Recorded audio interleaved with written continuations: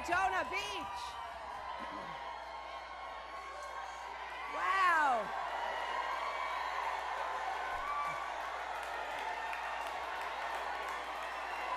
Thank you.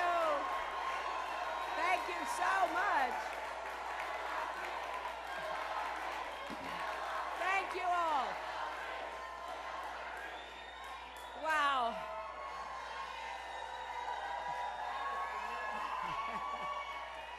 Thank you, thank you.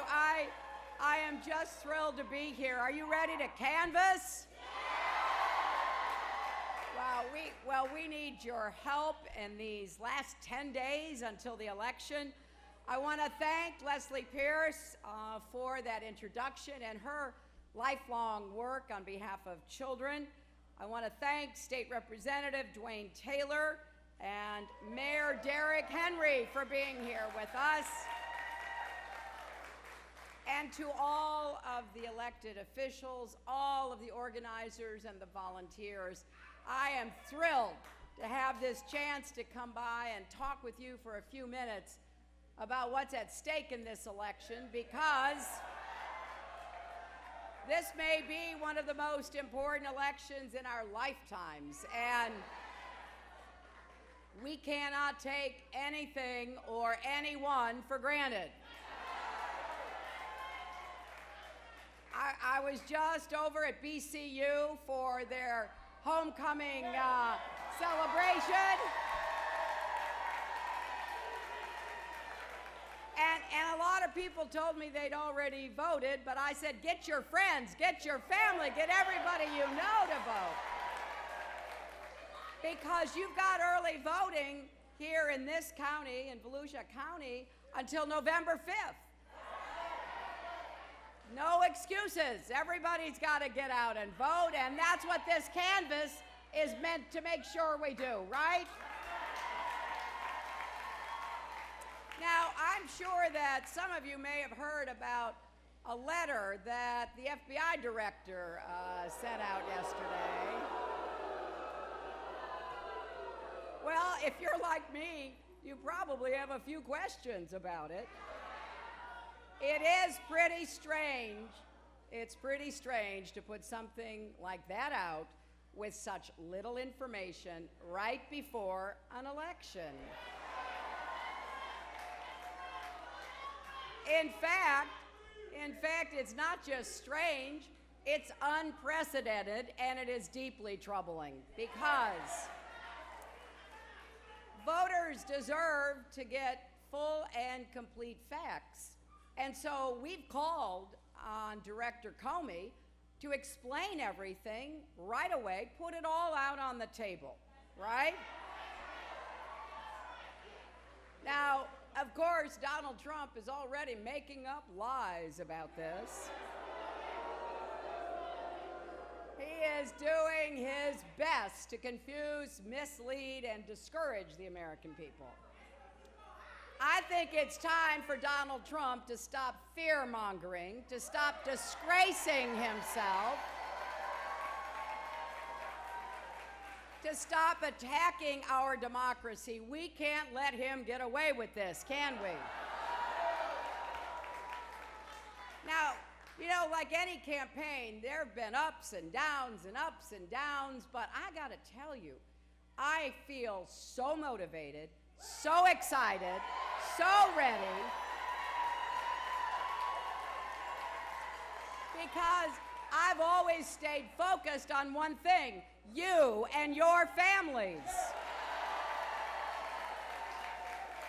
What I worry about are the problems that keep you up at night. And I'm going to stay focused on that, because, you know, on November 9th, that's what's going to matter. We can't let this election in the last 10 days be about the noise and the distractions. It's got to be about what kind of country we want for ourselves, our children, and our grandchildren. And who can help take us there as your president?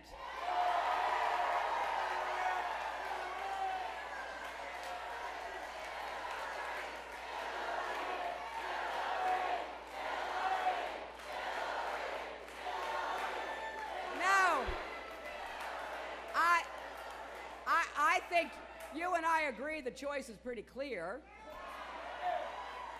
between a president who's ready to bring us together, keep us safe, and make the economy work for everyone, not just those at the top, and someone who is temperamentally unfit and totally unqualified for the job.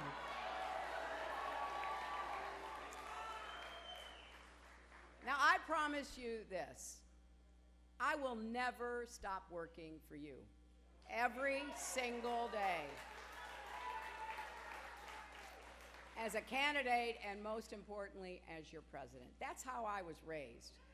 You know, when I was over at BCU, I met one of the Methodist ministers because BCU is affiliated with the Methodist Church. And I felt right at home.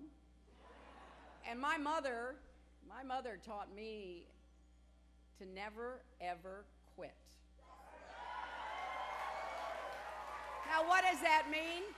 Well, that means everybody gets knocked down. What matters is whether you get back up.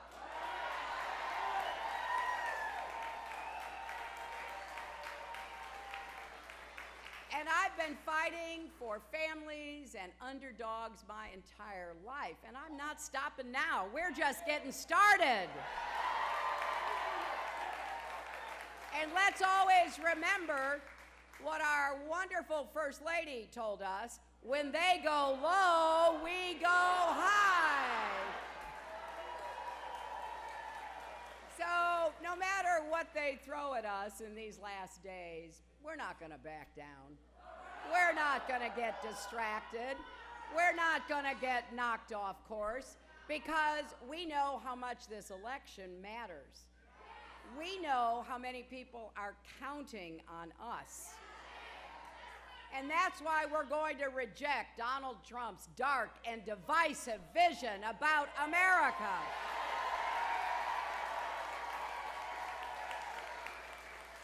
We are going to stick together, and we're going to win on November the 8th.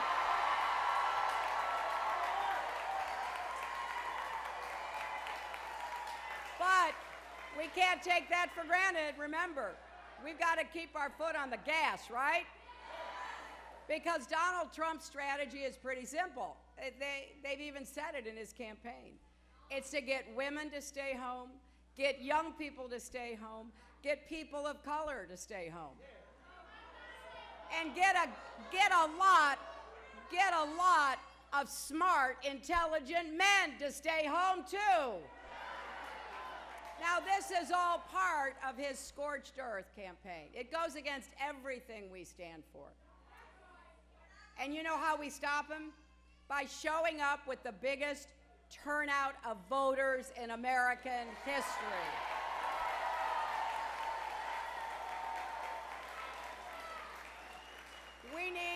We need more of everybody to vote. More women, more young people, more people of color, more African Americans, more Latinos. Everybody, let's break every record that we've ever had for voting. Let's make that the story of this election. And here in Florida, you can, as you often have, make the difference, right, Florida? If you all vote and you get everybody you know to vote, if you go out and talk to people today and every day about what's at stake in this election, then we will make history. We will win up and down the ballot. And I feel strongly about this because we need people in Washington who are problem solvers, not problem makers. That's why I hope you'll vote to send Patrick Murphy to the Senate. He will be an independent voice for Florida families, and this is important. Unlike his opponent, Patrick has never been afraid to stand up to Donald Trump. Now, here's some really good news. We just reached a milestone. More than 100 million Americans are registered to vote. That is the highest number ever. And that includes 50 million young people. That's the most in history. And you know what else? More than 16.5 million people have already voted in this election. And more than 3 million of those votes have been right here in Florida. Now, you only see numbers like we're seeing here in Florida when people are standing up for what they really believe in. Americans are coming together. And I know, because I hear from people who are Republicans and independents who are joining us to reject hate and division, rejecting Donald Trump's demeaning treatment of women, his plans to break up immigrant families and deport millions of people, his lie that President Obama wasn't born in America. I'll tell you, we have learned who Donald Trump is. Now it's up to us to show who we are. And the energy that we are seeing is not just about what we're against, it's about what we're for. It's about a common vision that we share for a hopeful, dynamic, unified America where everyone counts, everyone has a place, everyone willing to work can get ahead and stay ahead, where women are respected, where veterans are honored, where workers are paid fairly, where marriage is a right and discrimination is wrong.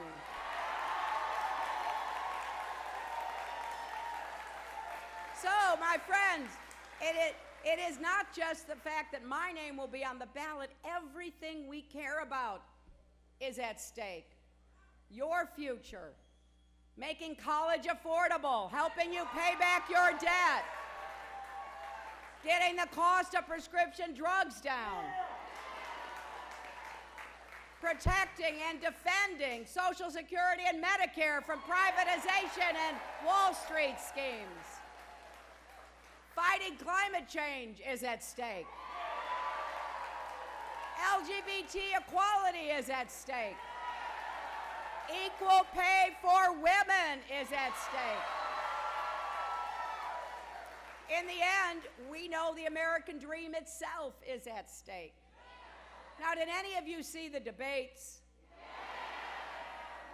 Well, I'll tell you, I stood next to Donald Trump for 3 debates, 4.5 hours, proving conclusively I have the stamina to be president and commander-in-chief.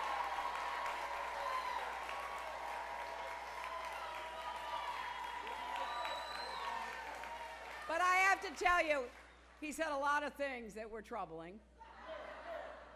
But in that last debate, he said something that was truly horrifying. He is the first person of a major party, Republican or Democrat, ever to refuse to say he would respect the outcome of the election. Now, we can think about every issue we care about, but you know, after attacking women and African Americans and Latinos and people with disabilities and Muslims and POWs and everybody, now he's attacking the institutions of democracy. And so it comes down to this. When your kids and grandkids ask, what did you do in the 2016 election when everything was on the line? I want you to be able to say, you voted for a better, fairer, stronger America. And the way we're going to do that, we're going to turn everybody out. Early voting has begun right here in Volusia County. Every day from 7 a.m. to 7 p.m. until November 5th, you can vote. The nearest early voting site is just 1 mile away from here, at the Volusia County Library Center at City Island. So don't wait one more day. Go vote and then help us get everybody else out to vote too.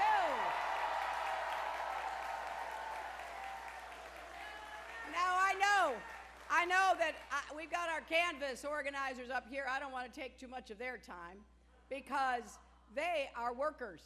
They are organized, they are focused. I'm so grateful to them and to you, and we need you.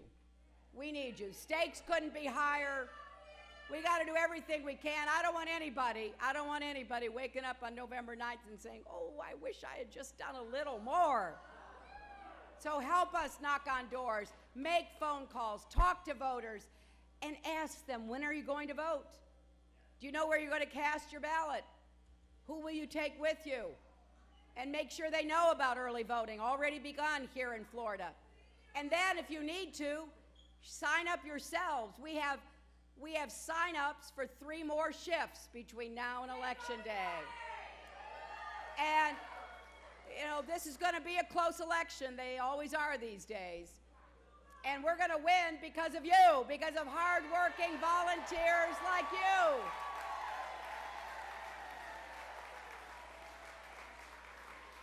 And if you know anybody thinking about voting for Donald Trump, stage an intervention. Remember, friends don't let friends vote for Trump.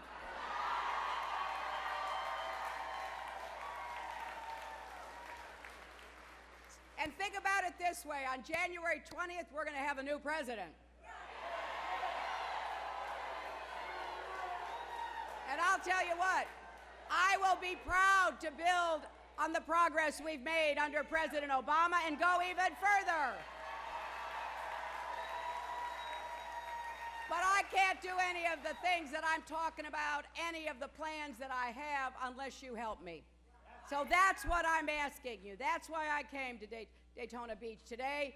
I came to ask you to help me in these last 10 days. Let's give every American a chance to chart their own future, make their own contributions.